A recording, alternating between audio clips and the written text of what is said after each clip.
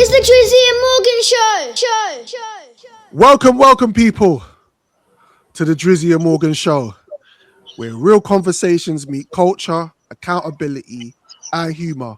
He goes by the name of Drizzy Sakafet Freckles. And he goes by the name of Morgan Cornelius Heights. Ladies and gentlemen, dons and donettes everywhere. This is episode 127 of the Drizzy Morgan Show. Big up cameraman extraordinaire Jojo Montana the Great, wherever you are in the world. Blessings to you. Private jet somewhere, you know. Yeah, you know him. He's around. I see his Instagram stories on a private jet somewhere still. I saw the name of the plane and everything. I'm not gonna bait it up, but I was like, okay, cool. Must be nice. Yeah, it must be nice. Must be nice, bro. Big up Lady Keish, wherever you're at. Love. Yeah, big up. Bucky suit. I hope you're blessed. Don't forget, people, we're on all DSPs. If you look down in the bottom right corner, those are the DSPs that we're available on for the audio. And obviously, like, share, and subscribe to the channel. And also, now we've got to a certain part of the program on YouTube. We now have a hype button. So press the hype button and show love. Hype up the thing, you bastard. Yeah, hype up the thing. I want to say big up Hitman Hyper for the last episode, because it was that was an episode we and a definitely half. need to big him up because we ain't trying to get punched in the face, arm broken, and everything there, boy. Big up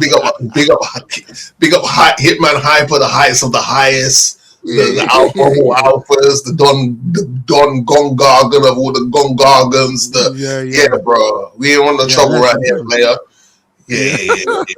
Legendary stuff, man. Now he's a friend of the show. You're welcome back anytime, Hyper. Just them self-taught chiropractors, you know what I mean? How you been, Frex, man? I haven't seen you in a minute. I'm good, bro. I'm just like, sorry if my the way I'm looking right now looks mad sus. Like, what's this guy doing? Why can't I see this guy's hand? I'm just sorting out this light still. You know what I mean? But I'm good, bro.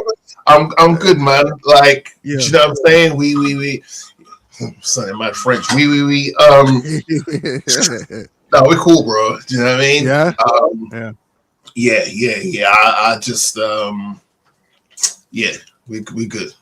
Yeah, cool. Well, yeah, man. We'll speak more. What's the late for you? Oh, cool, bro. It's just, family, homeschooling, work. Yeah, trying to catch up with family members. Big up my cousin Jeff, and Mo. They was at my crib last night, man. We just had a little barbecue and a catch up, bro. You know, like your cousins that you grown up with that you just need to just catch up with. It was nice. Yeah, man. It was good, man. Yeah, man. So salute the man, them. Shout out to our day ones. Shout out to the new subscribers to the channel. If you notice, we've gone remote. This is a new format that we're moving with going forward. We're going to have more episodes with more consistency. We have not left the old format, but we're probably going to do more of that when we have guests. And it's not to say that we won't have guests when we do it remotely, but yeah, man, this has been a something in the making for a minute. So yeah, man, welcome everybody, and if you're new, blessings to you. Where do you want to start, brother? How you feeling? Jeez Louise, man. What a world we live in, bro. Hold up. Did you hear, this one is off topic, but this is major-ish, right? What? Talk to me. Did you hear the stuff with man like Donald J. Trump? No. Oh, I saw some dinner that he was at, and I saw clips where it got. They're basically saying an evil John Wick got into the White House dinner thing they was doing. Yeah, that's right. With a bunch of lengs, and he tried to, bro. I'm sorry, man. Like, what? Listen, listen. I've watched a lot of movies in my life, right? That's my thing. I'm just finding too many things just coincidentally happening under Donnie's watch. That's all I'm saying, bro. Because we never heard this before. You know, like you'd be like, well, it happened under so and so's regime. It happened under so and so's regime. So it's not specifically towards him. It's just that we've never heard this before, bro. Yeah. So, but anyway, someone infiltrated the dinner. Someone invited. All right, hold on, man. Okay, someone gate crashed. Someone was on a gate crashing thing. Okay, Donald Trump was likely a target of last night's shooting at the White House Correspondents' dinner, according to the acting U.S. Attorney General. Todd Blanche says preliminary findings suggest the suspected gunman was targeting members of the Trump administration. Right. U.S. media identified the suspect as, let's say, John Doe. We're on the trouble around here. 31 from Torrance, California. Blanche says that the suspect is not cooperating with the authorities. No-ish. Police earlier said the suspect's motive remains unknown. In his first interview since the incident, President Donald Trump claims it was a religious thing and strongly anti-Christian. Okay, all right. Look, that's man. Crazy. Look, man. Look, this. The person, the culprit is not cooperating with the police. That's just how they move. We know that. Nothing new there. Yep, water super wet. Ta-da! Yeah. The fact Donnie is putting out there, it was religious and a religious thing, and it was super anti-Christian. It's like, come on, man, you can't put those narratives out there, bro. Yeah, that's how bad things happen to wrong people, right? Yeah. You've got to be careful. He knows how powerful. Pause in advance. He knows how powerful his mouthpiece is, right?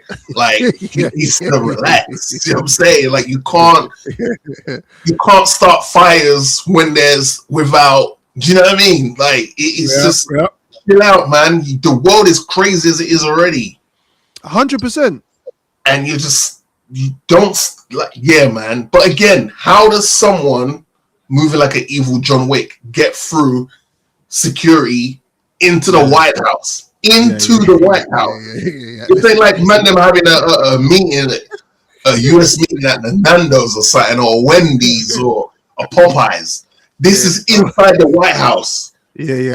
To be fair, I really don't want to speculate because I could throw some things out there to why. I could easily answer that question, but I could answer that question.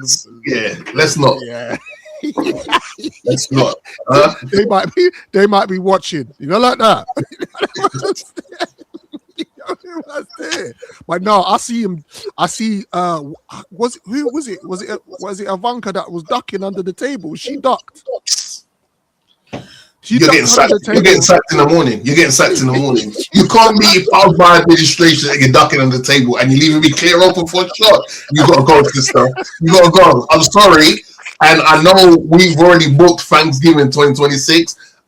Spoiler alert, that might not happen. But you gotta go. Like, you're part of my administration and you're ducking on the table. You didn't even look right like, is he okay? You ducked under the table. Nah, she was trying to save herself for sure, bro. That was that, And Donald Trump was slow. He moved slow, and it was like, bro, you lot sure you lot wanna?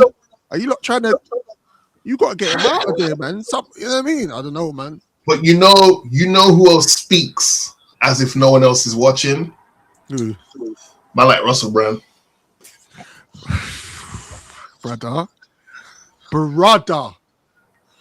Oh, mate. Do you know what? It's disappointing. It's so disappointing, man. Because, all right, let's talk about it. So Russell Brand went on Megyn Kelly's show, and she and said that he immediately, and what he said immediately split the internet in half. He admitted to a past relationship people are now calling exploitative, even though he also said it was legal. He said he had sex with a 16-year-old when he was 30, but also stipulated that it was consensual and that it happened in the UK where it is legal. But here's the real question that nobody is properly trying to answer, and this is the question: when does legal stop meaning acceptable? When does legal stop meaning acceptable? just because something is legal doesn't mean it's right. No. Yeah, but bro, certain prescription drugs are legal.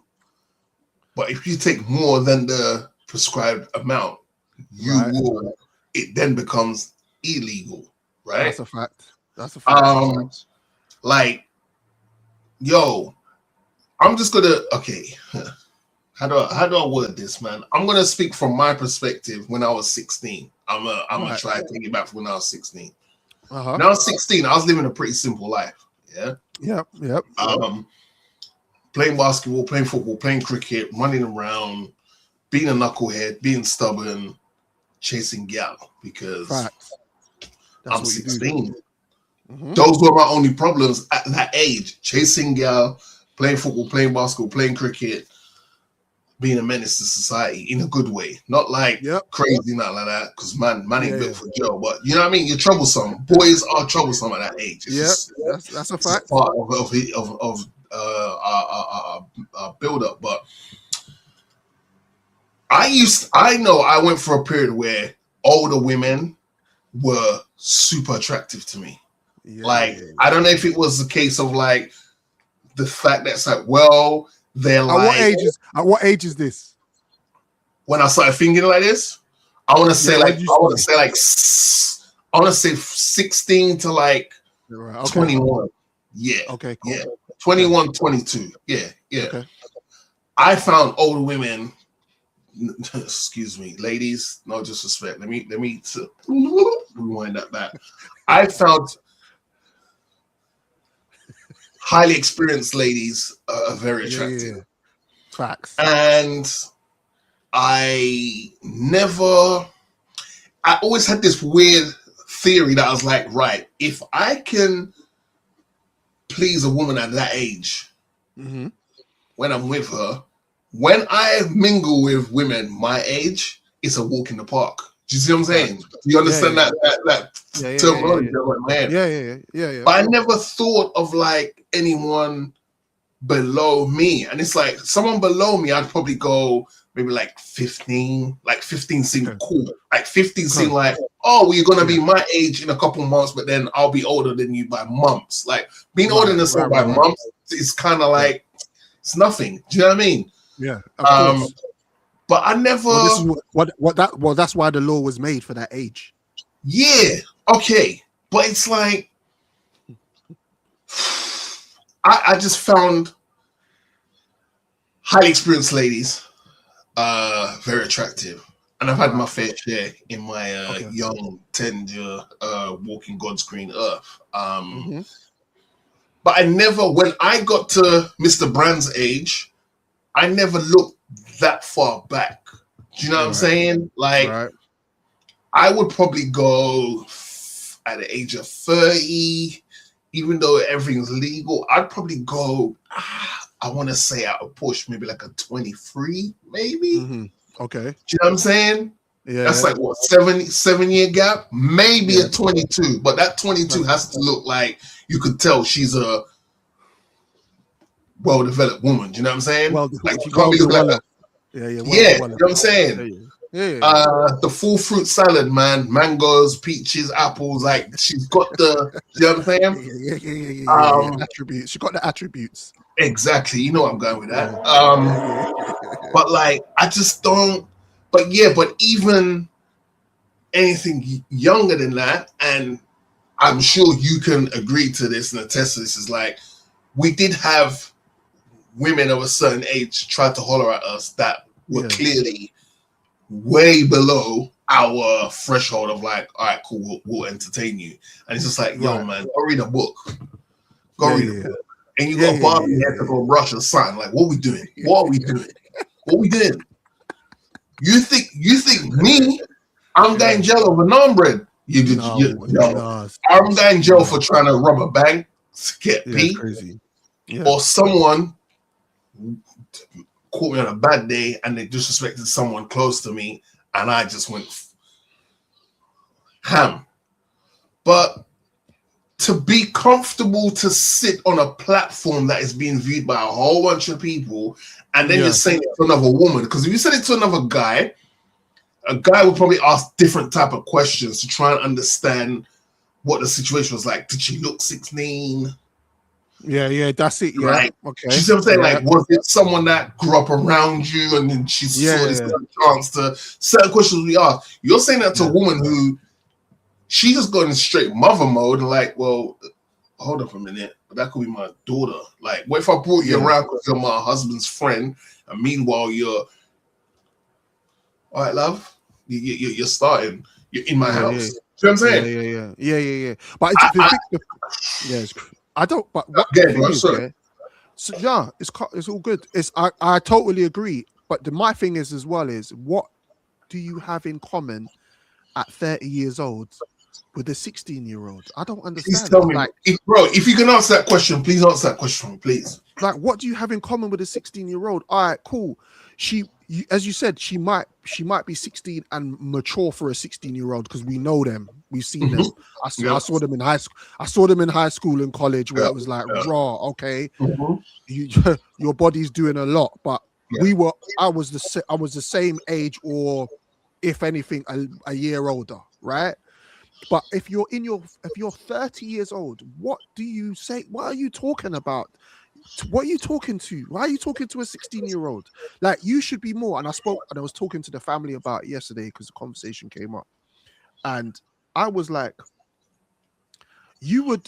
any normal, respectable man, in my opinion, right, would more embrace somebody of that age and be like a sister, like a child, like a family member, like embrace them and go, okay, first of all, what are you do? Why are you in this environment at this age? What's going on? Why are you here?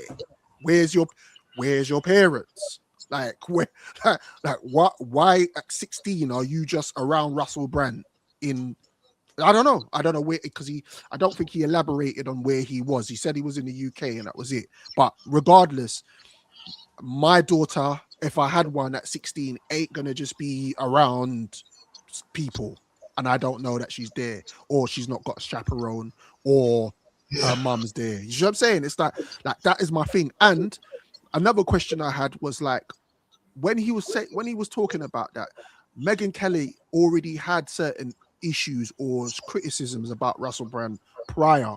So, like, I didn't feel like she gave him enough pushback on that. Like, what? Like, when he said that to you, why weren't you like, brother? You know them ones? Like, what's going on? It is weird, man. I don't like.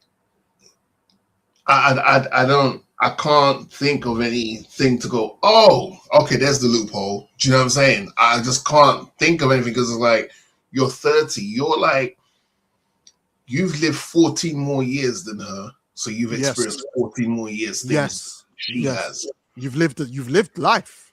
Right. So realistically, you should be kind of, I don't know how, as a 30-year-old, you're in the presence of a 16-year-old, just off the bat, like, unless it's like a family's, the daughter of a family friend.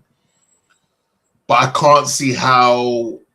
So then, even then, it's like, cool. Well, I'm a teach you some game, because technology's slowly coming into the frame of things. Boys are moving like this, so I'm gonna give you some games, because, like, if guys really like you based on this and this, I'm giving you some game, to the point where you'll refer to me when you see me in public as Uncle Russell. There you go. You know what I'm saying? Because I'm giving you game and I'm talking to you as a child, not as my equal. Exactly. Like, it's like, right? And the thing, and you're heavily, you are an influencer. You're an actor in Hollywood. Well, you was an actor in Hollywood, so you have an influence, and I'm sure she knew that, and so you're using that as a power, like a power dynamic. Like, what's going on? I don't understand, and it was baffling, because the thing about it is, with Russell Brand, I used to watch his YouTube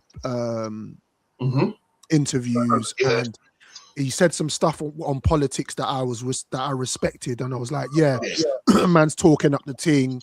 I remember a while back when he did that, was it Newsnight or one of them interviews, and he blew up the internet because he was talking some real thing about the government and like why he wouldn't vote and stuff like that for Labour or Conservatives or whatever it is. I don't know. But long and short of it, he was somebody who I revered because he kept it a buck. And it's just now, this is kind of just tarnished him a little bit, man. Like, this is, now I'm just like, I just feel like it's like Drizzy is like, we're getting older and everybody who we kind of saw in the public as a public figure, we're starting to question everybody. Everybody's getting questioned, bruv.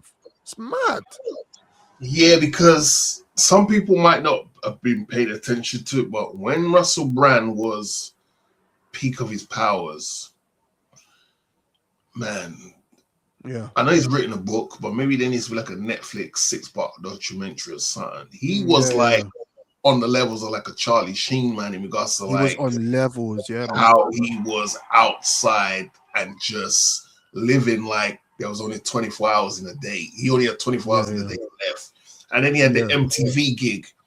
And that just threw him, that just put the rocket on his back, man. Yeah. And you couldn't escape it. And that's the days when MTV cared about producing shows and music and all that, and introducing his artists. And he's flirting with, most times you check them interviews, this Donny was flirting with these women in real time for everybody to see. And he had the type of charm on him, man. Yeah, he was finessing nons, bro. Brother, listen, he was finessing we ain't condoning the story that we just spoke on, but when there was women of his age or slightly older he was talking to, this mofo had a certain type of charm, man. He was a funny guy. So already their panties were by their knees already. The Americans love the British. And he was an absolute menace in these streets, bro. He was Those are the days when you used to get your news from newspapers or on the news. He was always in the paper, glasses on, paps everywhere, in his hand. The girl that's in his hand today was not the one that was on his hand yesterday. This guy was an absolute menace. Who's he dating? Bro, he from the Katy Perry. I think he got married to Katy Perry, right? Yeah, that's right. Yeah, Katy Perry. Yeah. That's. I mean, brother. First of all, what? Man's from. Yeah.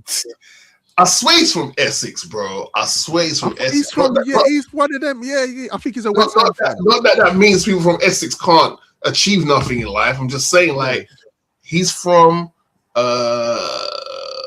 Where's he from, man? Hold on, I'm gonna quickly check, bro. While you're. Man. He's from Grace, Essex, bro. Yeah. Man from Essex. How's a man from Essex end up getting with Katy Perry, bro? Yeah, man. He was because he had star qualities and he was very astute. He knew he had a gift of the gab. He had a personality as a character. Obviously, he struggled with drugs and he struggled with a lot. But that's part and parcel of the type of life he was in. Yeah, exactly. But it's like I like on one hand, it's like, okay, cool. He said what he said online about the 16-year-old, but my thing is like, okay, and he's a Christian now. Apparently, he's like a proper. He's turning his life around. He reads the Bible and whatnot. I just don't know how to. I just been so conflicted. Like, first and foremost, that's the whole thing. You need to get, it's a bun up for me. Like I've lost so much respect for you, bro. Like you should know better. And I don't want, like, the words he was using was like exploitative. He was like, he was talking about the legalities of it and stuff like that. I'm like, well, so like, why are you putting that in a conversation? What does that mean, bro? Like, I can understand, because I was looking at the law, right? And I was looking at why they made it the law. One, they made it because obviously 16-year-olds will get into that kind of stage where they want to start experimenting and that. And if you're experimenting with another 16-year-old, then calm, right? But then it's, again, the law was stipulated because of these big back hench youths who are 30 and above were trying a thing. You see what I'm saying? This is not the first time we've seen it. We see Elvis Presley, we see Bearman celebrities drawing with these young things, and apparently it's a common thing. It's a common thing in Hollywood where this young thing is what's going on. So it's like, bro, it's just disappointing. Yeah, because I swear Woody Harrelson No, Woody Allen's down. I'm going to put Woody Harrelson on that. You just threw Donnie. You just threw Donnie under the bus. Clean. With conviction as well. Nah, Woody Allen. Like, isn't the story Woody Allen, like, he adopted a child that he ended up grooming to then marry her. Yeah. But your name's Woody, bro. Your name's Woody. Yeah, your parents didn't think you'd make it far in life, man. Once they call you Woody, bro, like, not even Toy Story saved you, bro. It gave you a little like, oh, Woody, hey, you got a friend in me. But like, once you get past that, it's like Woody. Of all the names in the world, your parents called you Woody. Yeah, but and he was a bun-up from birth, bro. Bun-up from birth. Yeah, man. I just, and the fact of bringing in the legal side of it, like, well, legally, it's like, you're just trying to use the angle to try and almost justify it. So, bro, no, sir. You were 30. She was 16. You knew she was easily impressed. Especially that time of your career, easily impressed. What, she can go back to school and tell all her friends, I've been Russell Brand. Yeah. Easily impressed. You know what I'm saying? Doesn't make it right, even though it's legal, bro. You know what I'm saying? A happy ending is legal. You can go get a massage and then end up getting a happy ending if you pay the price. Allegedly, that's legal, but like, do you know what I mean? Yeah, man. Listen, I don't know if that makes it right or not. Depends on the type of day you're having, but you might get a load off your chest. But yeah, it's just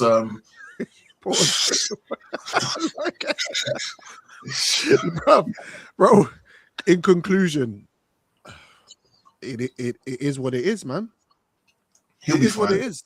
He'll be fine. It is what it is. He doesn't look like you or me. If he looked like you or me, oh my gosh, we would not hear the end of it, bro. Facts. We're still hearing about Donnie from New Year's Eve that was yamming out his girl on the stairs, the cold concrete stairs of London. Bro. Hey. Yeah, brother. What was his name? Francis Declan. What was his name? Woody. I don't know. What was his name? Yeah. Woody Woodpecker. Yeah. Sorry, bro. My bad. You were saying that. Apologies. Let me focus. All right, cool. My bad. So right now, man like David Haye is facing a lot of backlash at the moment, bro. After appearing on the I Am Celebrity, Get Me Out of Here clips from the show have gone viral after he made comments suggesting that very attractive women are more likely or to lack personality, while less conventionally attractive women develop stronger character.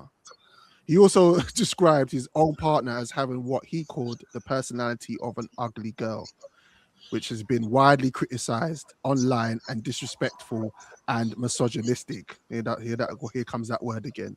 Did David Haye cross the line, or is this just a case of brutal honesty being received the wrong way? You know what it is, yeah?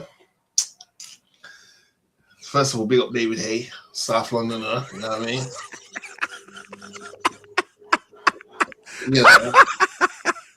Take that,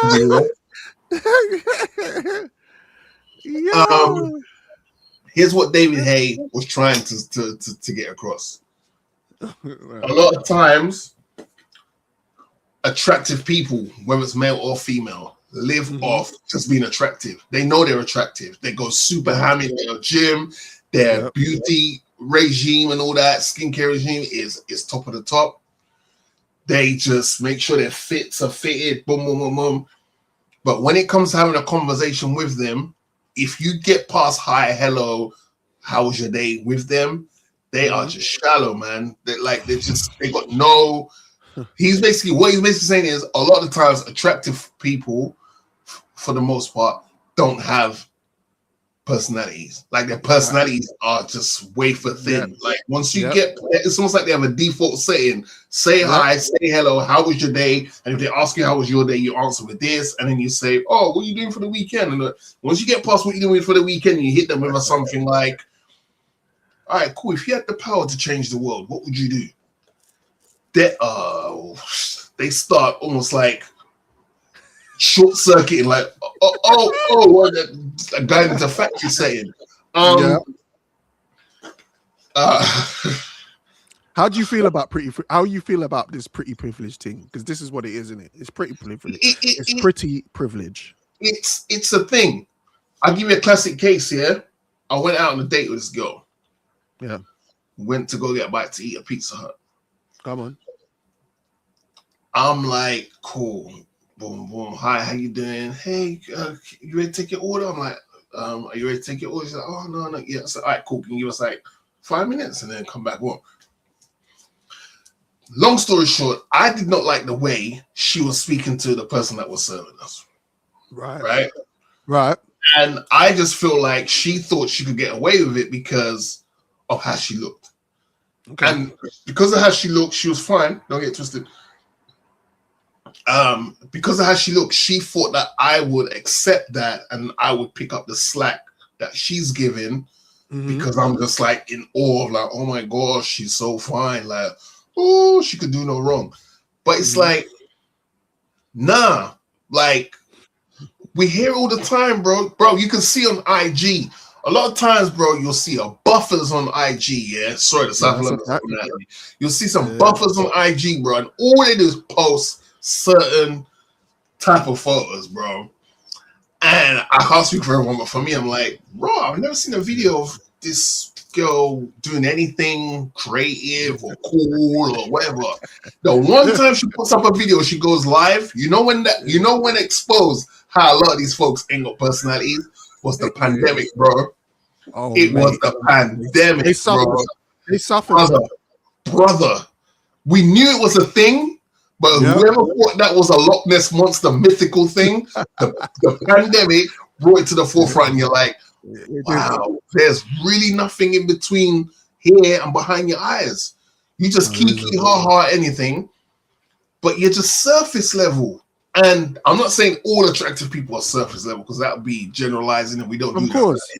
No. But it's like during the pandemic, whether it was where were we, bro? Where were we? Deep, heavy? What was that? Come on, bro, help me out. What was that app called, man? What app?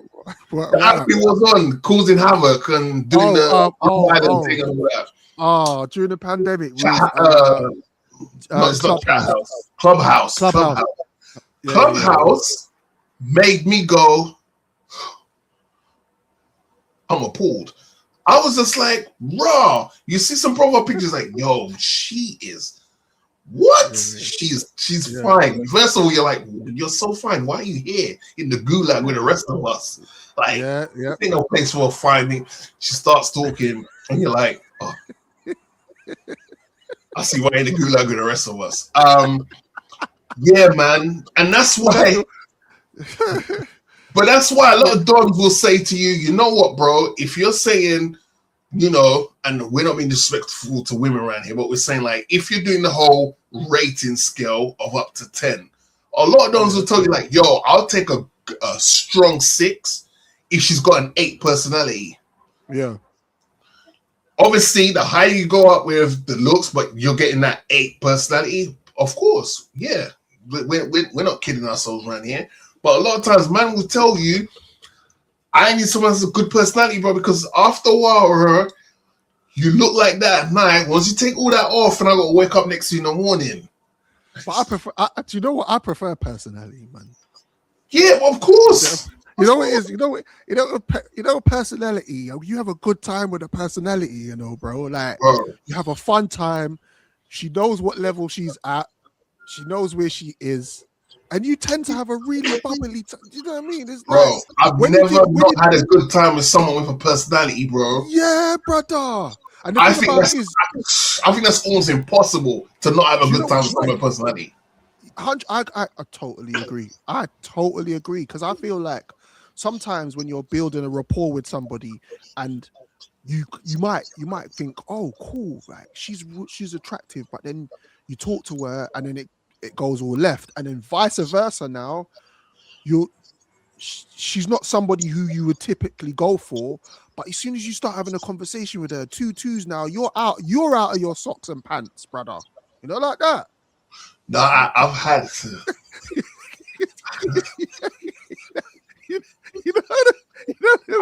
I've had some women finesse me to my socks, and I was so far deep into where this was going, it was too late to be like, oh, hold on, did they even ask for consent? But you're like, your person is so cool. We might as well just, okay, cool. Let's go. But nah, man, and that's the thing, bro. You see someone with personality, 9 out of 10 times, even if you were, and this is pre-Netflix and chill, but I'm going to use that as a scenario. You lot will be literally talking, chatting, boom, boom, boom, boom, and then it will naturally just happen where you're both just butt naked in bed. I guarantee you. You know the one's here because you wait is with personality, there's a chemistry building up. Yes, in that while you're having a conversation, and I personally prefer that because then I know she's on it. That's where you get the consent. That's where you know the one's there. She's almost asking you, walk on, bruv, let's go. Right. But her way of doing is like, oh, we're having a good time, this and the third. You know what? Yeah. Here's how they get you. Oh, we're having such a good time, Morgan. You know, it's great. You know what? Yeah. Just chill here. I'm just gonna go have a shower, just chill. I'm just gonna go get something a bit more comfortable, and then we can come back and finish watch what we're doing. Bro, by the time she's back, 9 out of 10 times you're in your socks already, because you know what that's code for. You know what that's code for. Brother, you know what that's code for, bro. Yeah, like I don't think a woman with personality where you two are getting on like a house on fire, but you're not in a relationship and like that, has ever had to say to you verbatim, spell it out for you. Read you the T's and C's of this thing. By the way, I'd like to take you to my bed, bro. It just naturally happens. Bro, one of my old flexes, that's what she used to do. I used to go to her yard. She used to prepare something for me to eat, and then she goes, babe, I'm gonna go have a bath. Brother, listen, I'm no lifeguard, but I'm gonna come save you that bath. Hit that Baywatch theme music, and I'm running. That's exactly. That's cold. And I feel like, do you know what it is, right? Back to what David Haye was saying. He's been around a lot of. He's been around a lot of celebrity women, models. Bro, I went to a David Haye party once. Oh my god! And he was mad. It went off. And this was David Haye when he had just won the belt. I'm gonna need to find a picture. I got a picture of me. He was in it. He was in his heyday. Brother. His heyday. You're disgusting, man. You're disgusting. That's what I can prove, bro. Nah, we'll let it run. And brother, the type of the clientele of women that was in that party. Oh my gosh. I think I had to get a massage the next day because my neck was in bits, but I was like, And that's the thing. So, and I say that to say, he of all people knows about personalities, and he's met so many women where, like, he can see that there's a lot of women who never had to try. They're really good looking, really beautiful, aesthetically pleasing, but never had to try. So it's like they are not all of them. No, they are highly. There's a high rate that you're gonna have to go and jump through hurdles to try get even try to lips it or something. And I'm not even with that, bruv. I'm not even in like sometimes back in the day, man used to see something Chris and man would just be like, nah, it's all right. I'm not even gonna try, bro, because it's long. Get me? Unless she comes up to me and says something, which I doubt that was ever gonna happen because more time men approach women. But I was just like, nah, man, I'm just gonna go spin the block on this thing, this little fatty over here, this little fat thing over here with a big back. You know, the ones there with a smile on her face, but she's fat and she likes me. While we're here, you know what I've noticed through my studies of years of being on God's green earth? These unauthorized studies, by the way. I think you'd be hard pressed to find a big girl, another rapper hard as me. That's a fact. But you'd be hard pressed to find a big girl who's not pretty. I feel like all big girls are pretty. Yeah. I don't know if that's a quantifiable fact. I'm just saying from all the big girls that I've seen, cute fat ones. They're mad cute, man. They're mad pretty. Oh man. And guess what? They have personality. And that's how they catch most of us Donnies off guard as well. We're like, hey, hold on, what? Yeah, what? Hey, wait a minute. Sorry, say that again? Yeah. Because that's the thing with you. Yeah, man. Because I like that as well. Yeah, I like double burger. I like a double bacon and egg burger, bro. I know. No pork on the fork, bro. Come on, man. But nah, you know, and there's the little jokes for, oh yeah, well, you know, at least you know you're gonna be well fed and all that. You say that's a problem. I had a fat thing that used to come to my yard with food, a zoo, and juice, and that was it. Okay, we're gonna refer from addressing them like that, okay? You know what I mean? So you know what's funny, yeah? Yeah. Funny you say that. There was a time, I used to have this tagline. I used to be called the Fat Girl's Hero. I don't know if you remember that. And they used to say that on the like Westwood used to say that on the radio a lot, right? Yeah. But the thing is, I was ahead of the curve, bro. Come on. Because obviously, because I was in the Caribbean. Excuse the pun. Excuse the pun. Because like growing up in the Caribbean, I was always around thick-bodied women. Do you know what I'm saying? Like the type of thick-bodied women you normally see, like the rap videos and this and that.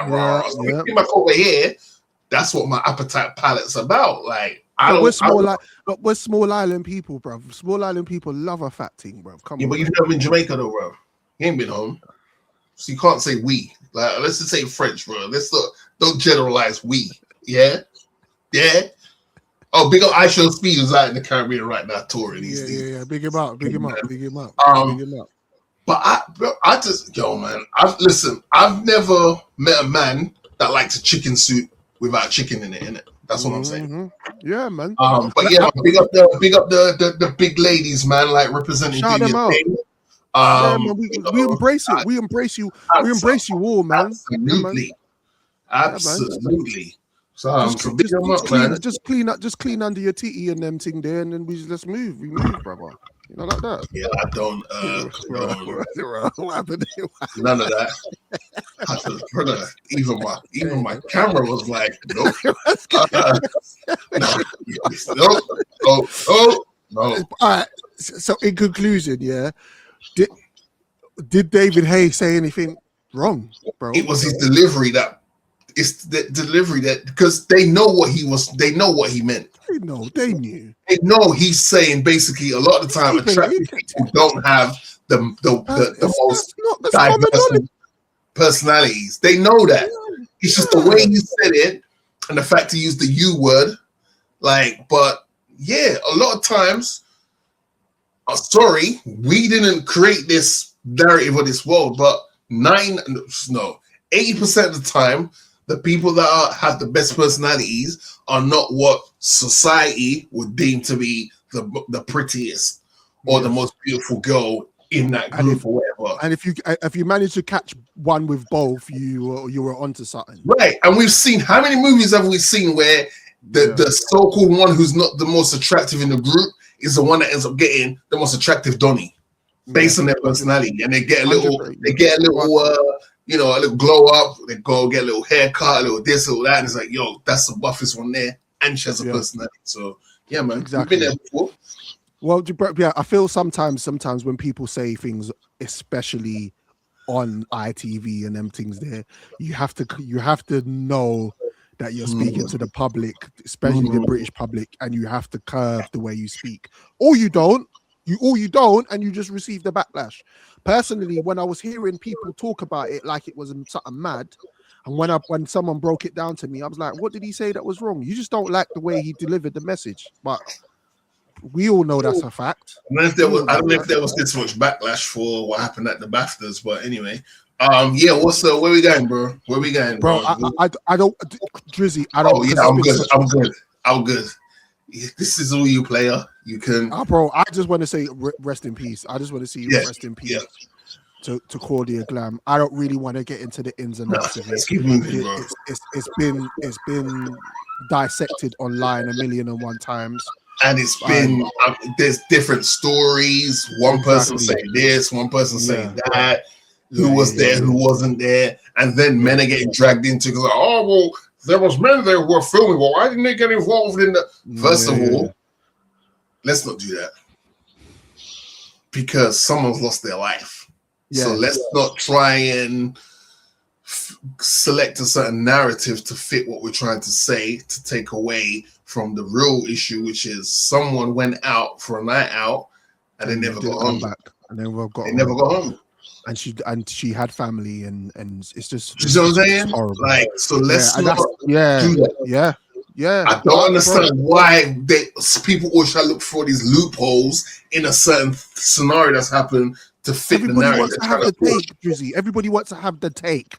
Oh, this happened and I had the take on the internet and that. But why not just condolences to the friends and family of the person and keep it moving, bro? Brother, you know how shook in regards to like shaken I would be to have been right there to witness that thing happen.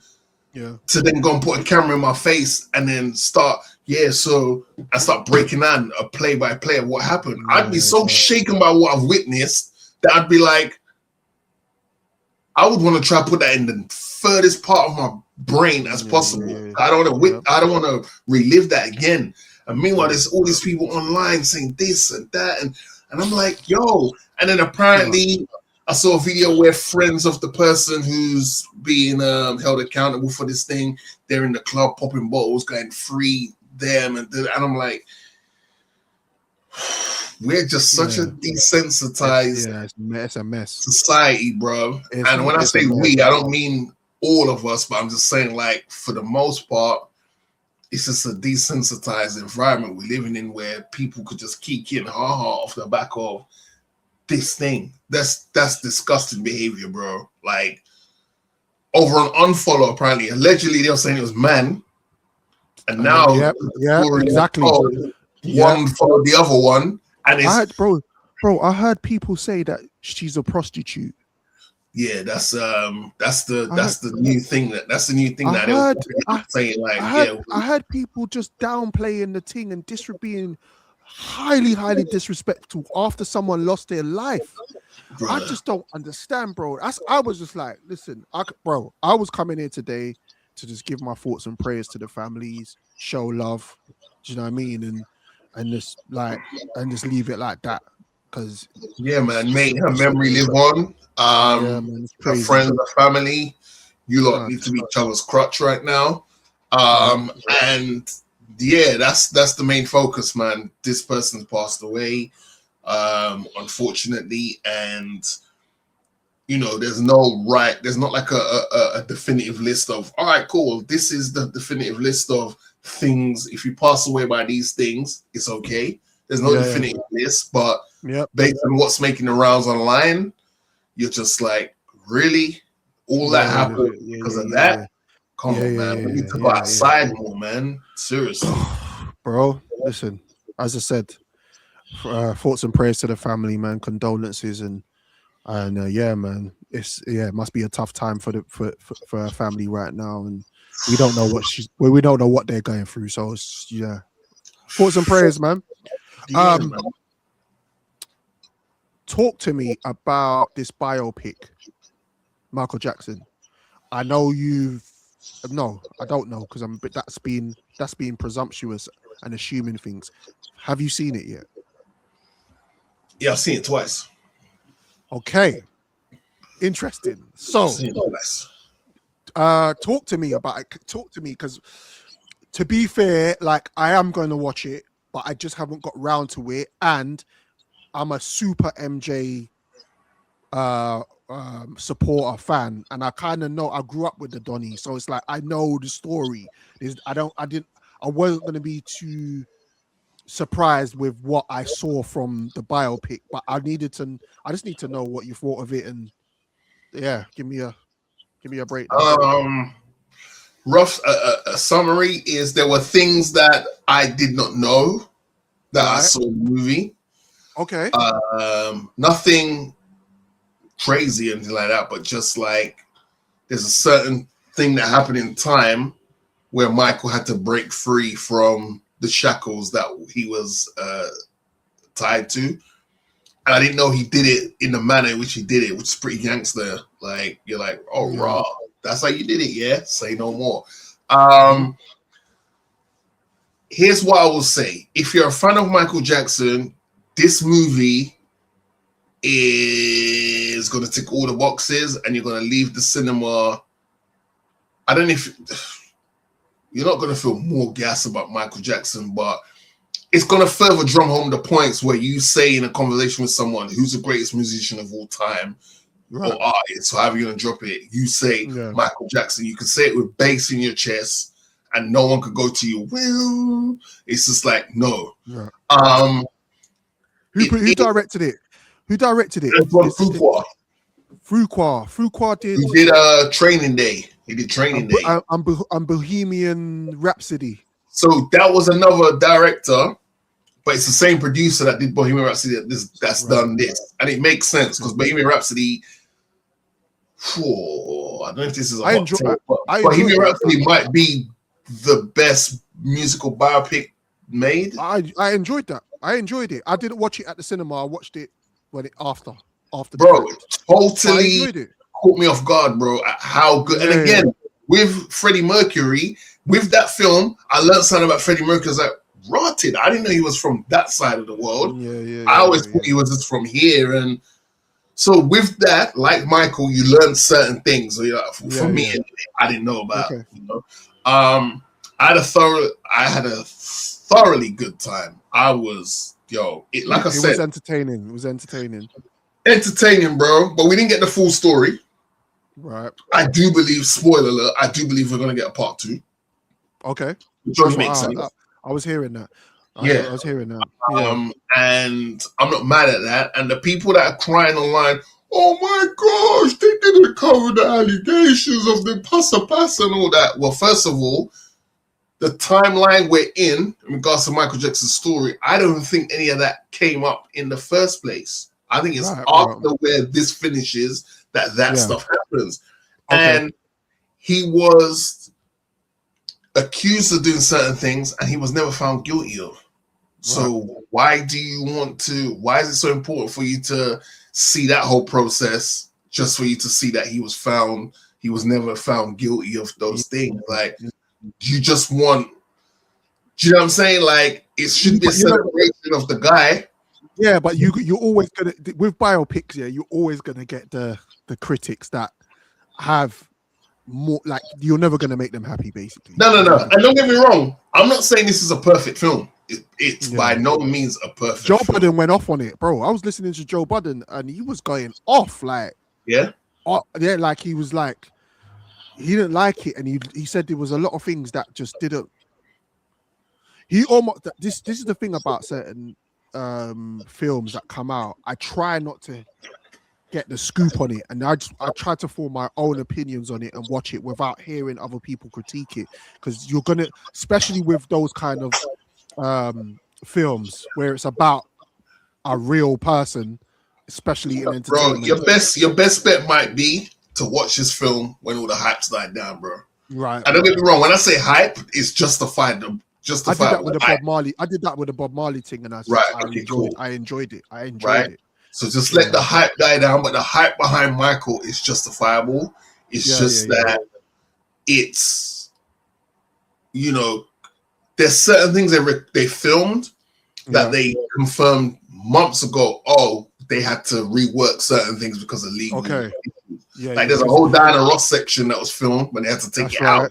Janet Jackson didn't. Janet's not in it. That's not a spoiler because she said it herself. And people are speculating, well, Diana Ross's part was taken out upon her request because she was a little bit skeptical of how she'd look coming across in the film because she's been around Michael since Michael was young.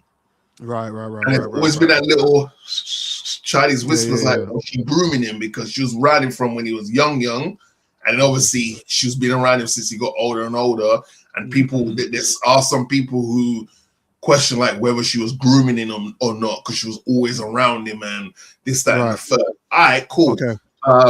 But me personally, anyone that wants to see a fun, have a good time in the cinema, depending where you go, everyone else is going to be having a good time and you're all unisons having a go watch Michael, man. I'll check it out. Yeah.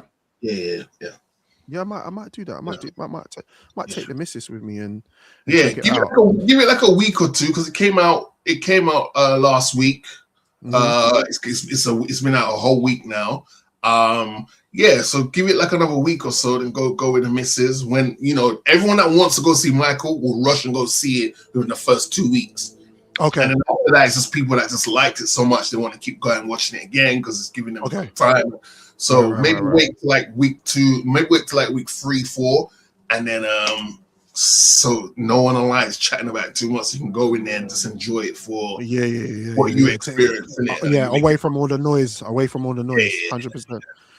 What's this Drake album about to drop 15th of May? Iceman. Glacier Boy. That thing in Canada was corny. Yeah, having random Donnies going up licking ice is just nasty. That's great. That's crazy. Like, and this is the thing. Like, this is the thing. Yeah, Freckles. I'm not wearing my Kendrick hat. I'm going to listen to the album. Of course, everyone is.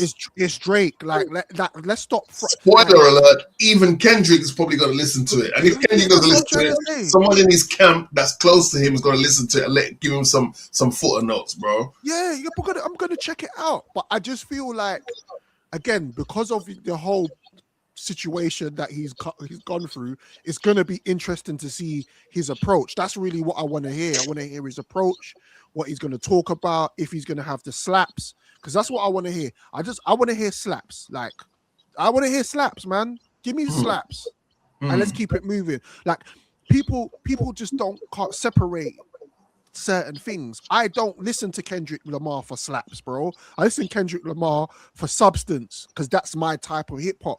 But I listen to Drake because I hear Drake for what he is, the brand, music, slaps, club, whatever, girl, whatever. So it's like I'm gonna listen to it. Yeah, no, everyone's gonna listen to it. The Drake stands, the Drake fans, the supporters, the Kendrick fans, the Kendrick stands, they're gonna listen to it because you need to know what the personal enemy lines is bringing to the table so you can prepare yourself for moving forward. So Kendrick fans will be listening to Drake. They'll tell you publicly they're not. Yeah. But I guarantee you Spotify goes, hey, we're just gonna confirm how many people listen to Drake, what parts of the world, this, that, and like. I'm looking forward to the album. Yep. I think,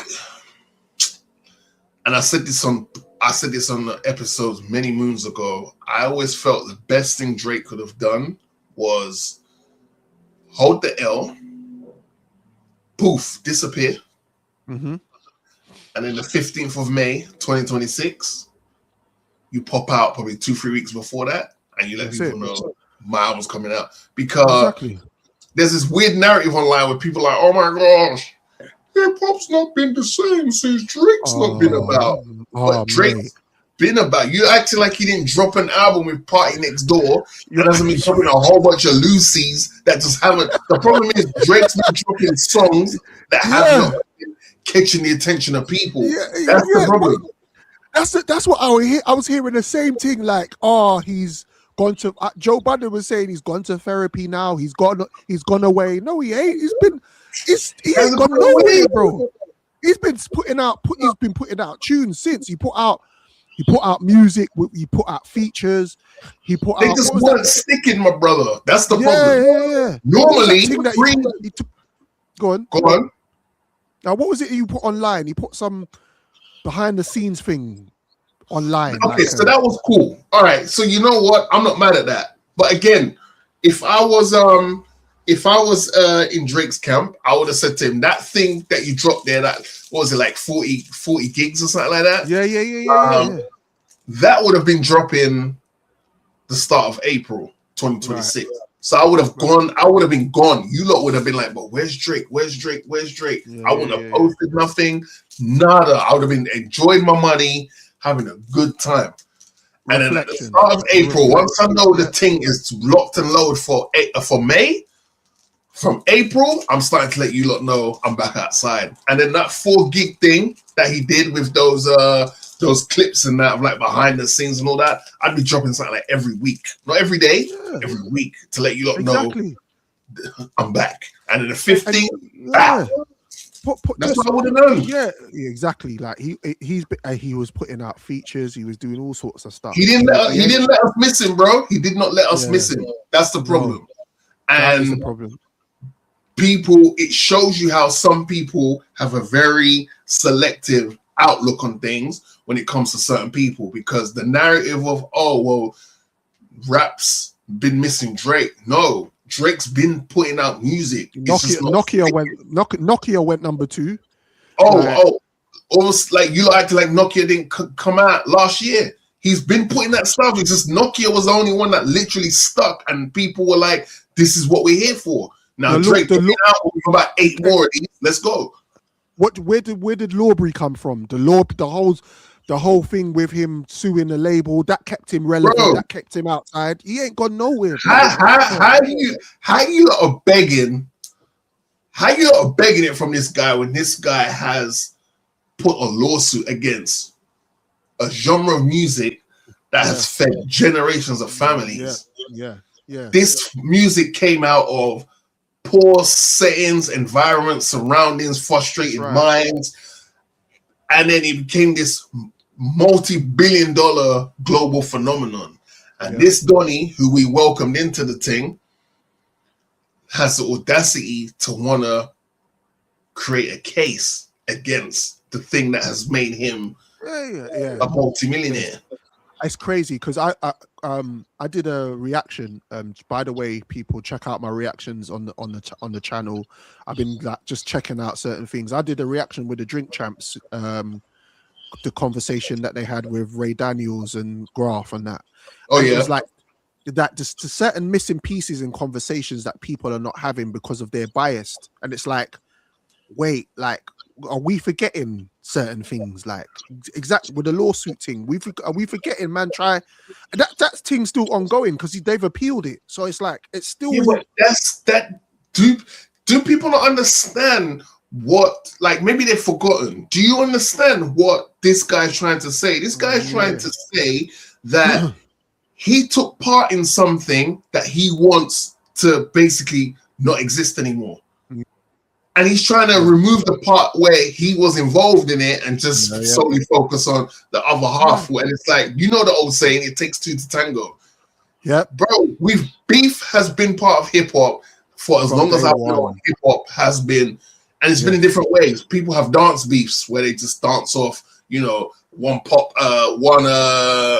man over with their pop locking and dropping it. Another man will be doing something over there. It's always, you have DJ battles.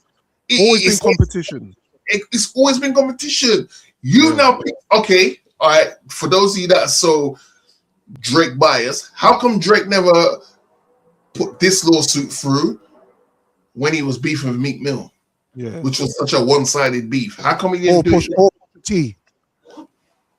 Hey man, I didn't say it, he said it. We're just asking the question. Like he defeated Meek Mill, and all due respect to Meek, he's never been the same, right? Why didn't he put out a lawsuit then? Yeah, exactly. Because he won. Okay, cool. Why didn't he put out a lawsuit against Pusha T? Why didn't he put a lawsuit out against Pusha T? Because Pusha T, for as dope as Pusha T is, Pusha T doesn't have the cachet of a Kendrick Lamar. Yeah. He didn't see it he didn't rate him. He was like, no, you're not right, because he knows Pusha T makes a certain kind of music that can only go so far, and we love it. We love Pusha T for that. But when he came up against Kendrick, Duckworth Lamar, different gravy. And now you want to sue. And now you want to sue the record label that you work for. And here's the funny thing: the record label that you work for, they can appeal, they can get it dismissed, they could win, and then they still go, hi, Aubrey. This is Lucian here at Universal Music Group. Yeah, you need to clock in for work tomorrow, okay? Because we still got you locked in for 5 more albums. We're gonna need you to start working on that tomorrow. All right, but have a nice day, all right? Peace. Like, bro, imagine trying to sue the company you work for. They own you. They own you, man. And they have given you, they turned you into arguably one of the biggest artists in the world. Don't think that all just organically happened. Yes, exactly. There's only so far word of mouth can go, yeah? You need to mix in some other things, marketing and all that stuff. It's crazy. So I say all that to say this. Let's not act like, one, Drake wasn't providing us with some slaps for many years at the right time. Summers were cool. This, that, and the third. Drake was providing us with slaps because you're being biased, you're being ignorant, you're being foolish. Yeah, exactly. But on the other side of the coin, let's not act like this Donny hasn't put a lawsuit through against the genre of rap and the culture of hip hop. Yeah. So that's all. Let's not forget. That's it. Okay? Let's not forget. Exactly.